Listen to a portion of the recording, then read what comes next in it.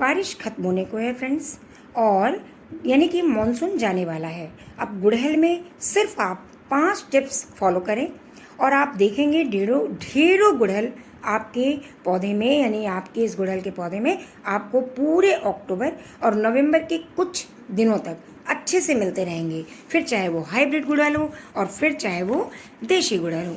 नमस्कार फ्रेंड्स, बारिश खत्म होने को है और सर्दियां आने को है, यानी अगले महीने से अक्टूबर शुरू हो रहा है और अक्टूबर से हल्की हल्की ठंडक पड़ने लग जाती है, यानी रात में ओस गिरने लगती है। अभी भी ओस गिर रही है लेकिन उतनी नहीं। तो फ्रेंड्स, ये वीडियो स्पेशली मैंने अक्टूबर के लिए ही बनाई है क्योंकि अब सितंबर खत्म होने को है। तो अब इसका असर, यानी कोहरे का असर और ठंड का असर पौधे पर दिखना स्टार्ट हो जाएगा। अब आप पूछेंगे कैसा असर, तो गुड़हल पर जब आप नज़र डालेंगे तो देखेंगे बहुत सी कलियां गुड़हल में आनी कम हो गई है। जैसे मेरी ये गुड़हल का पौधा है जिसमें कलियों की संख्या बहुत कम हो गई है, जबकि मैं अभी अगस्त के लास्ट तक इसमें बहुत बड़े बड़े और बढ़िया फूल मैं पाती रही हूँ, यानी पूरे 6 महीने तक मैंने इसमें फूल पाया है। लेकिन इस महीने से अब इसमें कलियां आनी कम हो गई। देखिए एक दो करके हर ब्रांच पे लगी हुई हैं। कहने का मतलब है कि जैसे जैसे ये ओस गिरने लगेगी, ठंड आएगी, बर्ड्स ड्रॉप की प्रॉब्लम स्टार्ट हो जाएगी। कई कलियां अधखिली ही रह जाएंगी, पत्ते पीले होने ज़्यादा शुरू हो जाएंगे। तो जब भी मौसम बदलता है फ्रेंड्स, पौधों की पत्तियां पीली होकर गिरने लगती हैं। तो ऐसा हम क्या करें जिससे गुड़हल पर मौसम का असर कम हो और हमें ज़्यादा से ज़्यादा गुड़हल मिल सके। और आज की वीडियो में हम ये जानेंगे कि गुड़हल से हम ज़्यादा से ज़्यादा फूल कैसे पा सकते हैं, और बर्ड्स ड्रॉप और ये जो येलो लीव्स देख रहे हैं ना, इन्हें हम कैसे कम कर सकते हैं, पत्तियों का पीला होना कैसे कम करें, बर्ड्स के गिरने की समस्या हम कैसे खत्म करें। तो बस फ्रेंड्स, आगे बढ़ना है वीडियो में, लेकिन आपसे एक रिक्वेस्ट करती हूँ, अगर आपने मेरा चैनल सब्सक्राइब नहीं किया है तो प्लीज़ मेरे चैनल को सब्सक्राइब ज़रूर करें। और अगर आपको वीडियो में बताई गई जानकारी थोड़ी भी अच्छी लगती है फ्रेंड्स, तो आप लाइक और शेयर करना बिल्कुल ना भूलें। तो चलिए फ्रेंड्स, आगे बढ़ती हूँ। तो पहली टिप है फ्रेंड्स कि सबसे पहले हमें अपने इस गुड़हल के पौधे को पूरे दिन की धूप में रखना होगा, जिससे प्लांट को सीधी धूप 6 से 7 घंटे की मिल सके, जिससे मिट्टी अंदर तक सूख सके। क्योंकि आप भी जानते हैं बारिश के समय मिट्टी बिल्कुल नीचे तक गीली रहती है, यानी रूट्स तक गीली रहती है। तो अब रूट्स को धीरे धीरे सूखने का मौका दें और उसे पूरी धूप में रखें, जिससे ऑक्सीजन रूट्स तक पहुंचे और रूट्स को डेवलप होने का पूरा मौका मिले। ऐसा ना हो कि कई बार हम देखते हैं कि जब बारिश होती है तो गीलापन मिट्टी में बढ़ता ही जाता है और फिर वो सूख नहीं पाता, जिससे पत्तियां अधिक गीली होने लगती, क्योंकि मिट्टी में नमी ज़्यादा रहती है। तो इसलिए इस बात का आप ध्यान ज़रूर रखें। अधिक नमी रहेगी आपकी गुड़हल की मिट्टी में, तो आप देखेंगे कि बर्ड्स के बिना खिले गिरने की समस्या ज़्यादा होगी।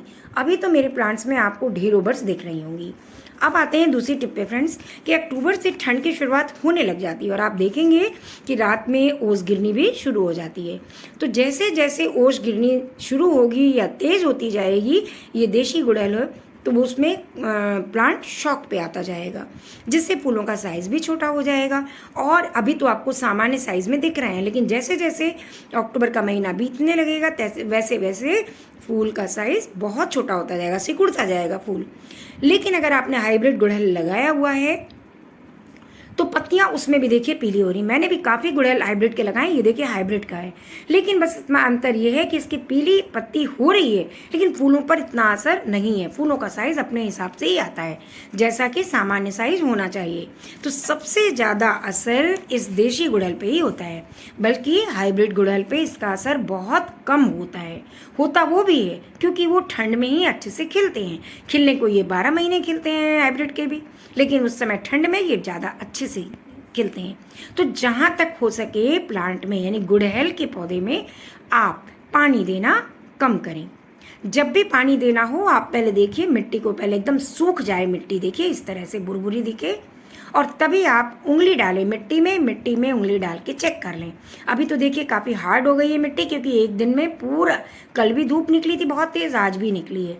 तो जब आप इस तरह की मिट्टी देखें जिसमें नमी बिल्कुल ना हो, तब आप पानी दें, क्योंकि ओवर वाटरिंग से आपको बचना होगा। तभी गुड़हल का पौधा अच्छे साइज का फूल निकाल सकेगा और पत्तियां भी तब कम पीली पड़ेंगी। वरना अगर मिट्टी गीली रहेगी, नमी ज़्यादा रहेगी, तो लीफ क्लोरोसिस की भी समस्या बहुत ज़्यादा होने लगती है, यानी ये प्रॉब्लम स्टार्ट हो जाएगी लीफ क्लोरोसिस की। इसलिए प्लीज़ अपने गुड़हल पे मिट्टी देख कर ही मिट्टी चेक कर ही पानी दें, ज़्यादा पानी देने की ज़रूरत बिल्कुल नहीं है। अब तीसरी टिप है फ्रेंड्स कि गुड़हल के पौधों में इस महीने यानी इस सितंबर लास्ट और पूरे अक्टूबर से लेकर जनवरी तक ना तो आप रिपोर्टिंग करें और ना ही रूट प्रूनिंग करें, क्योंकि अगर आप पौधे की रिपोर्टिंग करते हैं, प्रूनिंग करते हैं या कटिंग करते हैं तो ये समय फ्रेंड्स गुड़हल के आराम का समय है, यानी इस समय इसका रेस्ट पीरियड शुरू होने वाला है और ये डोरमेंसी में धीरे धीरे चला जाएगा। तो इसलिए कटिंग, रिपोर्टिंग या प्रूनिंग करेंगे तो उसके लिए सबसे अच्छा मौसम है फरवरी का, जब ये पौधा डोरमेंसी से बाहर आता है। वरना आप जब इस तरह से अभी रूट प्रूनिंग कर देंगे तो ये फिर से पौधा खराब होने लगेगा, शॉक में चला जाएगा। अब चौथी है जो वेरी इंपॉर्टेंट टिप्स, इन सारी प्रॉब्लम्स की एक ही सॉल्यूशन है फ्रेंड्स, पौधे को पोषक तत्वों की कमी ना होने देना, जिससे पौधा इन सारी समस्याओं से लड़ सके और बच भी सके। तो आज मैं अपने गुड़हल में ये सारे खाद, ये 3 खाद आज मैं मिक्स करके देने जा रही हूँ। पहला है एप्सम सॉल्ट, जिसे आप जानते हैं कि एप्सम सॉल्ट पत्तियों को पीला होने से बचाता है, स्टेम को मजबूत करता है, जिसमें फ्लावरिंग अच्छे से होती है, बड्स अच्छे से आते हैं। तो मैंने इसे छोटे चम्मच का, यानी टीस्पून भर के मैंने ये एप्सम सॉल्ट ले लिया है, क्योंकि मेरा जो गमला है वो 12 से 14 इंच के बीच का है। अब दूसरी चीज़ मैंने ली है ये ऑर्गेनिक पोटाश। पोटाश 2 तरह की होती है, पहली होती है म्यूरेटॉप पोटाश और दूसरी होती है ये ऑर्गेनिक पोटाश। ये ग्रैन्यूल फॉर्म में है, ये ग्रैन्यूल फॉर्म में ही मिलती है ऑर्गेनिक पोटाश। तो इसका मैंने 1 चम्मच भर के लिया है, क्योंकि इसमें पोटेशियम बहुत ज़्यादा हाई कंसिस्टेंसी में होता है, यानी हाई लेवल का होता है। इसमें रेशियो पोटेशियम का बहुत ज़्यादा होता है और साथ में थोड़ा सा फॉस्फोरस की भी मात्रा होती है। तो इन दोनों को जब पौधे में देंगे, इन दोनों के तत्व वाले, न्यूट्रिशन वाले, तो पौधा बहुत अच्छे से वर्क करेगा पौधे में और बड्स भी काफ़ी लगेंगे और वो सारी खिलाएगा, यानी कलियों को खिलाने का काम ये ऑर्गेनिक पोटाश करता है।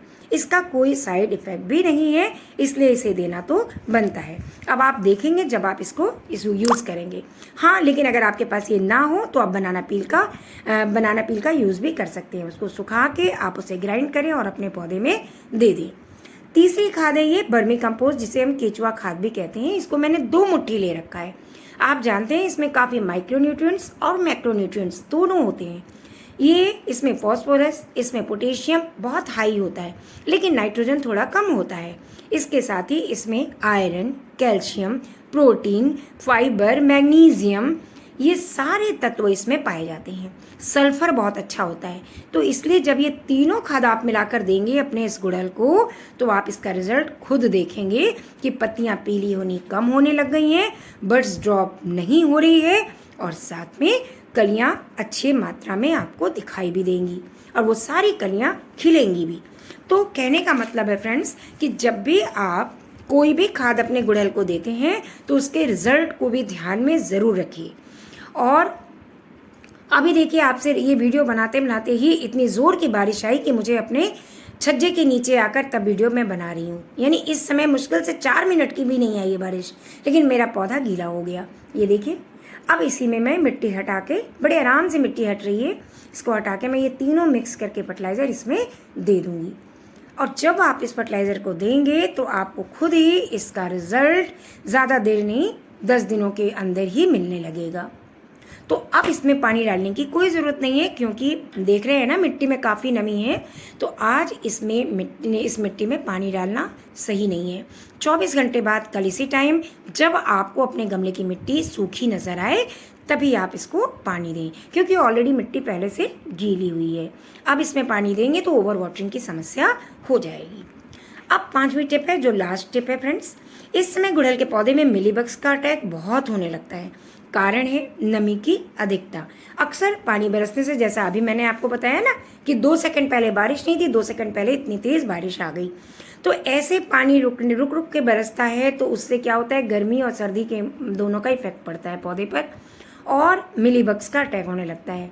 तो उसके लिए मैंने आज लिया है इंसेक्टिसाइड, घर पे ही बनाया है, होममेड है ये।